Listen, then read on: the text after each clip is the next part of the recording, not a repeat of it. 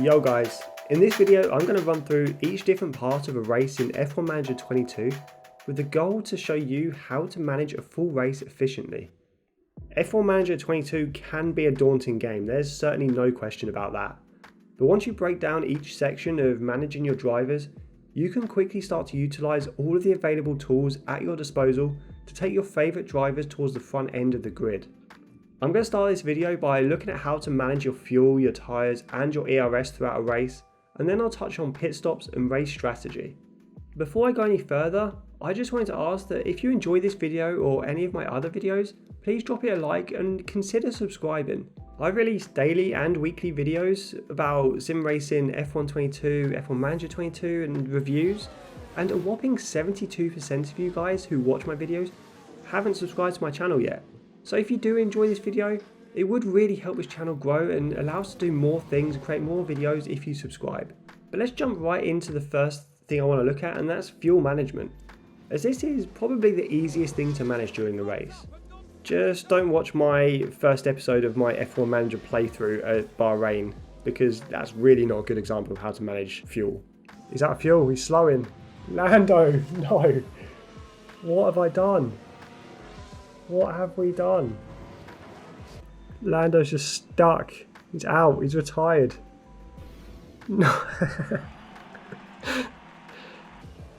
With modern Formula 1 rules, you can't refuel during a race. What you start a race with is what you have to finish with. This means that during a race, all you have to do is ensure that your fuel number, which is indicated by the red or green number in the fuel tab, stays above 0. Sounds easy, right? Well, if you don't pay attention to this during a race, you can run into a spot of bother and actually run out of fuel.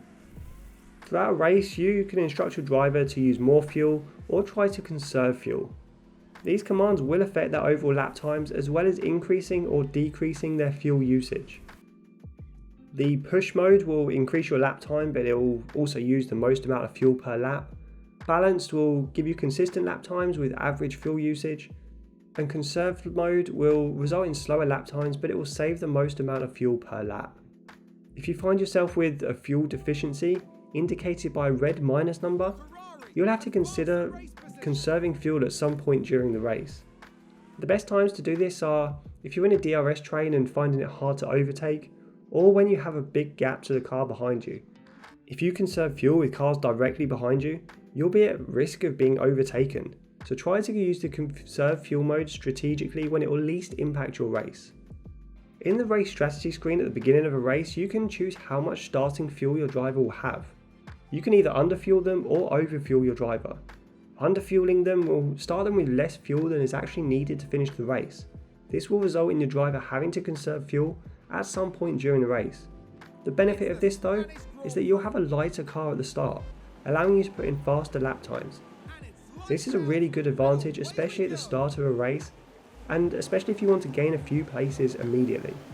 This is probably my preferred strategy, allowing my drivers to be very aggressive at the start of a race where it's easier to make overtakes. If you want your driver to push their pace a lot through a race, you can look to overfuel them. This will allow them to run on the push mode for longer. This can be useful if you want to finish the race strong by pushing late into the race, or if your driver is running very aggressively on their tyre strategy. As I said at the beginning though, you need to ensure that your driver's fuel number stays above 0 by the end of the race. If your driver has a negative fuel number coming into the last few laps, there is a high chance that they'll run out of fuel before the end. And if this happens, your driver will simply stop on track and not finish the race. Moving on to tyre management, this is the part of your race strategy that can potentially have the biggest impact. Tyre management will completely dictate what race strategy you run and how many times you have to pit. Looking at the tyre strategy screen mid-race, you'll see that you have a few things going on. There are some downward sloping segments in different colours. This indicates your tyre's predicted life. The downward slope shows your tyre wear, starting at 100% and reducing each lap. There is a light horizontal bar at the bottom of the screen, which indicates when your tyres will be in a dangerous state of wear.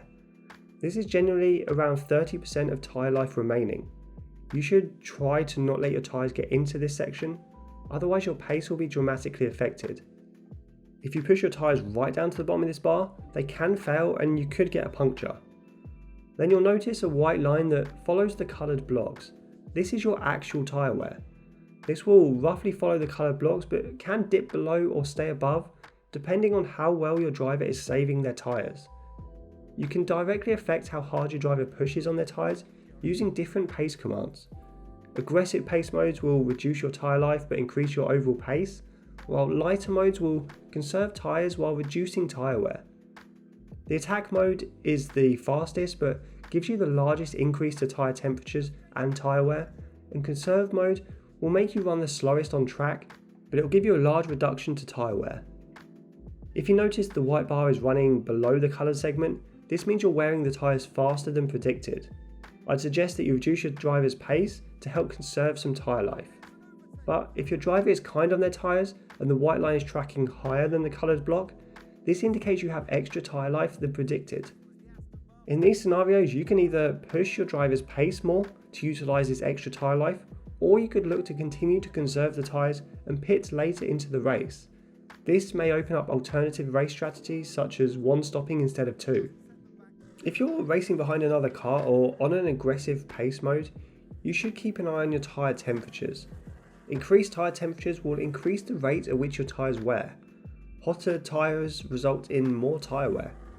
You'll see from the help indicator that tyre temperatures will change to yellow, orange and red when pushed too hard. Try to always stay out of the red temperature category, as this will result in a lot of tyre degradation. If your tyres are becoming too hot, you can either reduce your pace mode or ask your driver to drive in clean air. With this enabled, they'll try to position their car in clean air where they can help cool the tyres and your engine. ERS management is without a doubt the trickiest strategy element to fully understand in F1 Manager 22. Both pace and fuel are pretty easy. Increase your pace and fuel usage to put in faster lap times at the expense of fuel and tyre wear, but ERS is slightly different.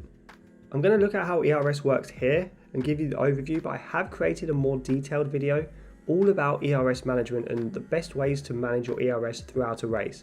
So go and check that out if you want to learn even more about ERS. Looking at the ERS strategy screen, you'll see 5 different ERS commands. But next to the top 3, which are overtake, defend and deploy, it says they all use the same amount of ERS.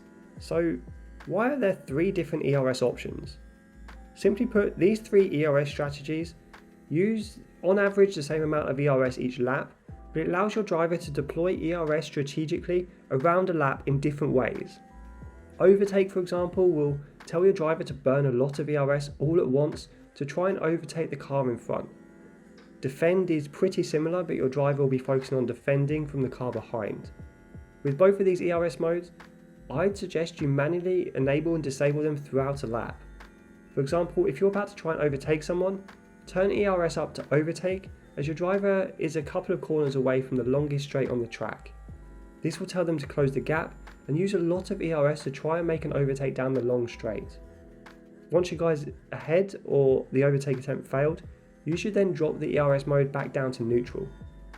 This will avoid your driver using a lot of excess ERS in places around the lap where overtaking is very hard. And the same applies to using the defend mode against cars behind. The deploy mode will use the same amount of ERS as overtake and defend, but your driver will use it more evenly around a lap.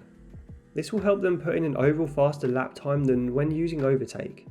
This is useful for fastest lap attempts, qualifying laps, and fast in-laps and out-laps from the pits. The neutral ERS mode will keep your battery level relatively stable, using and harvesting the same amount of ERS each lap. But if you're running low on ERS, then you should enable the harvest mode. This will slow your driver down and allow them to conserve some battery. It will take roughly 4 laps with harvest mode enabled to fully replenish your battery from 0% to 100%. During this time, you'll be vulnerable to being overtaken from behind. Much like the attacking ERS mode, you can use harvest strategically. Use it when you're in a DRS train with little chance of making an overtake, or if you have a big gap to the car behind. If you have a car attacking you from behind, try not to use harvest ERS mode, otherwise you'll be an easy target. As I mentioned, for a more detailed explanation of ERS, watch our complete ERS guide where I'll delve into all of this in a lot more detail. Next, I'm going to look at pit strategies and choosing a race strategy for the race. And when doing this, there are a few key indicators to look out for. After all, choosing the right strategy is one of the most important decisions you'll have each race weekend. The first thing you'll want to keep an eye on is the tyre life chart at the top of the screen. This indicates the predicted tyre life of each tyre and whether you'll run out of tyres or underutilise your tyres. The key here is to ensure whichever strategy you pick, that each tyre is being fully utilised. There is a light bar across the bottom of the screen which indicates around 30% tyre life remaining, and it's this bar that you want to stay away from when choosing your strategy. You'll want to ensure that no tyre dips into this bar during a stint. If it's predicted that a tyre will dip into this window, you have a few options. You can either change your driver's pace on that stint, run harder compound tyres, or by adding a pit stop. The second thing to pay attention to is the estimated race time on the right of the screen. You'll see that when you have a strategy selected, it will give you an estimated race time. Then as you hover over different strategies, it will indicate whether that strategy will be faster or slower overall. Typically, this is one of the most important parts of choosing a strategy, as you'll want to run the fastest race strategy possible. But there are some exceptions to this.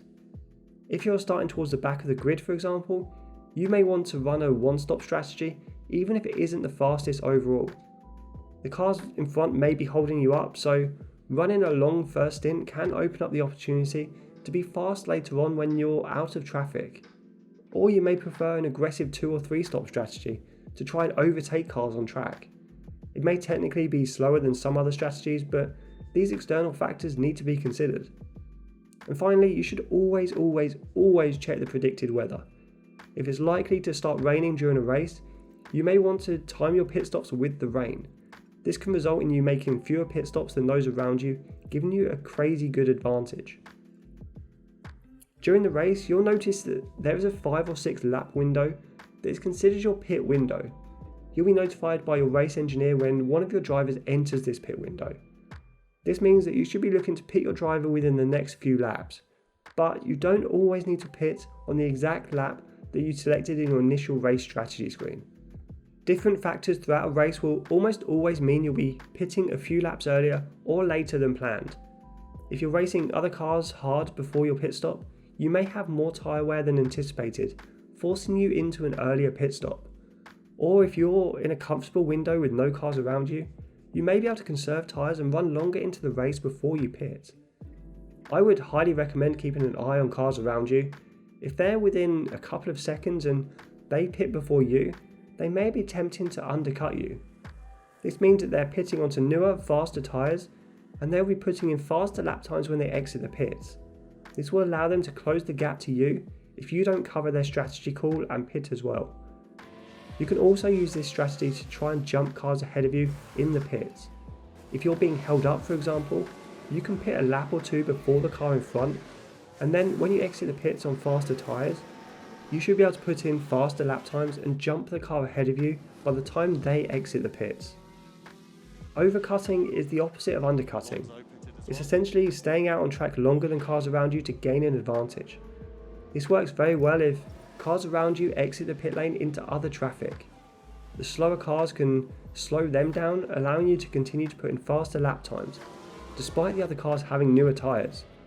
In this scenario, you could pit a few laps later than a competitor who is held up in slower traffic, and potentially jump them and the traffic when you exit the pits. You can also use this strategy if you've been very conservative on your tyres. If you have plenty of tyre life left when cars around you pit, consider staying out and increasing your pace. This will allow your driver to use the last remaining tyre life to put in some incredibly fast laps. This could result in you overcutting drivers who are driving at a slower pace to conserve tyre life. Whichever pit strategy you go with, I would always recommend using your tyres to the fullest. You don't want to be pitting to take off tyres that still have some tyre life left in them. You'll see from the tyre wear screen that there is a lighter strip at the bottom of the tyre life screen, which I've mentioned before, which indicates around 30% life left. You should be aiming for your drivers to push their tyres down to this line by the time they pit.